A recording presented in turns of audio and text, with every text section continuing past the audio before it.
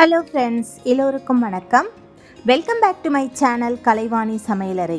இன்றைக்கி நம்ம சேனலில் என்னோட குட்டி சொன்ன மாதிரி செஞ்ச முட்டை சாதம் எப்படி செய்யறது அப்படின்ற ரெசிபியை தான் நான் உங்களோட ஷேர் பண்ணிக்க போகிறேன். இந்த சாதம் முழுக்க அவங்க சொன்ன மெத்தடில் தான் நான் பண்ணேன். ஆனால் சாதம் ரொம்பவே சூப்பராக இருந்தது. கண்டிப்பாக நீங்களும் ட்ரை பண்ணி பார்த்துட்டு எப்படி இருந்தது அப்படின்றத கமெண்ட் பாக்ஸில் போஸ்ட் பண்ணுங்கள்.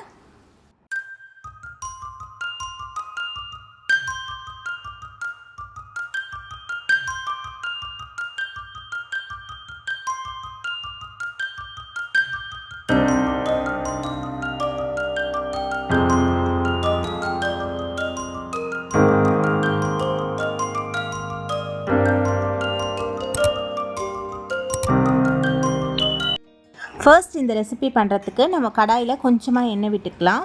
எண்ணெய் நல்லா காஞ்சதுக்கப்புறமா பொடியாக நறுக்கின ஒரு வெங்காயத்தை போட்டு, நல்லா பெரிய வெங்காயமாக போட்டுக்கோங்க. இல்லை மீடியம் சைஸ் வச்சுருக்கீங்க அப்படின்னா 2 போட்டிங்கன்னா கரெக்டாக இருக்கும்.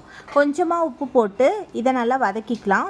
கொஞ்சம் வதங்கினதுக்கு அப்புறமா நம்ம இஞ்சி பூண்டு பேஸ்ட் வந்து 1 ஸ்பூன் அளவுக்கு ஆட் பண்ணிக்கலாம். வெங்காயம் அதிக நேரம் வதங்கக்கூடாது. இதோட கூடையே நான் குடமிளகா சின்னதாக ஒன்று கட் பண்ணி ஆட் பண்ணியிருக்கேன். அதையும் சேர்த்து வதக்கிக்கலாம். அதுக்கப்புறம் இது வந்து பெங்களூர் தக்காளி, நாட்டு தக்காளி கிடையாது. அது வந்து ஒரு தக்காளியை நான் நறுக்கி போட்டிருக்கேன். அதையும் சேர்த்து வதக்கிக்கலாம். இப்போ தேவையான அளவு உப்பு சேர்த்து இதை கொஞ்ச நேரம் வதக்கிக்கலாம். இதோட கூடயே பீன்ஸ் வந்து நான் ஆட் பண்ணியிருக்கேன். நான் வந்து கேமரா ஆன் பண்ணிட்டேன் அப்படின்னு நினச்சி ஆட் பண்ணிட்டேன். பீன்ஸ் நல்லா வதங்கினதுக்கு அப்புறமா கொஞ்சமாக தனி மிளகாய் தூள், அதாவது ஒரு 1/4 ஸ்பூன் அளவுக்கு ஆட் பண்ணிக்கலாம். கொஞ்சமாக மஞ்சள் பொடி, இதையும் சேர்த்து நல்லா வதக்கி எடுத்துக்கலாம். இது ஓரளவுக்கு நல்லா வதங்கி வந்ததுக்கப்புறமா நம்ம வந்து முட்டை ஆட் பண்ணிக்கலாம். நான் வந்து இதுலேயே தான் முட்டை ஆட் பண்ணிக்கிறேன். அப்படி பண்ணிங்கன்னா தான் நல்லாயிருக்கும். இப்போ நான் வந்து 2 பேருக்கு செய்யறதுனால 2 முட்டை ஆட் பண்ணியிருக்கேன். நீங்கள் 3 முட்டை கூட ஆட் பண்ணிக்கலாம். நான் அந்த அளவு வரைக்கும் கரெக்டாக இருக்கும். கொஞ்சமாக உப்பும் கொஞ்சம் மிளகுத்தூளும் சேர்த்து ஆட் பண்ணிக்கிட்டு இதை நல்லா வந்து மிக்ஸ் பண்ணிக்கோங்க. ஓரளவுக்கு தான் நீங்கள் மிக்ஸ் பண்ணணும், ரொம்ப மிக்ஸ் பண்ணிடாதீங்க. இந்த அளவு வந்தவுடனே எல்லாத்தையும் ஒன்றா சேர்த்து வதக்கி விட்டுருங்க. இது எல்லாமே சேர்ந்து வதங்கினதுக்கப்புறமா பெரி பெரி மசாலா, இது வந்து பார்த்திங்கன்னா ஒரு 1/2 ஸ்பூன் அளவுக்கு நான் ஆட் பண்ணியிருக்கேன். இது வந்து 10 ரூபாய் பேக்கெட்லேயே கிடைக்கிது உங்களுக்கு.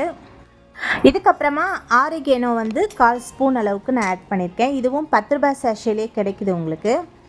இது ரெண்டையுமே ஆட் பண்ணி கொஞ்சம் வதக்கிக்கலாம். இதோட சில்லி ஃப்ளேக்ஸ் ஆட் பண்ணியிருக்கேன். அதுக்கப்புறம் கடைசியில் நம்ம எடுத்து வச்சுருக்க ரைஸ் ஆட் பண்ணிக்கலாம்.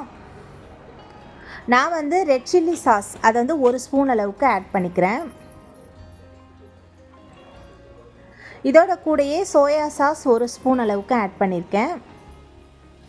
நீங்கள் இதெல்லாம் போட்டிங்கன்னா தான் நல்லாயிருக்கும். டொமேட்டோ சாஸ் வந்து 1 ஸ்பூன் அளவுக்கு நான் ஆட் பண்ணியிருக்கேன்.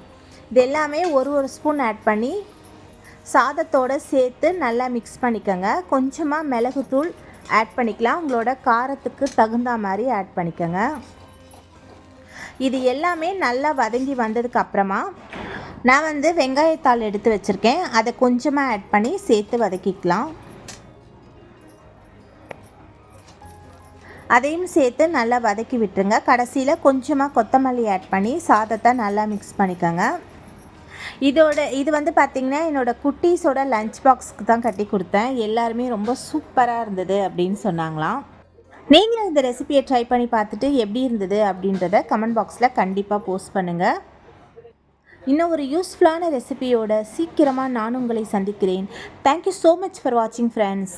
Take care. Bye bye. Happy cooking.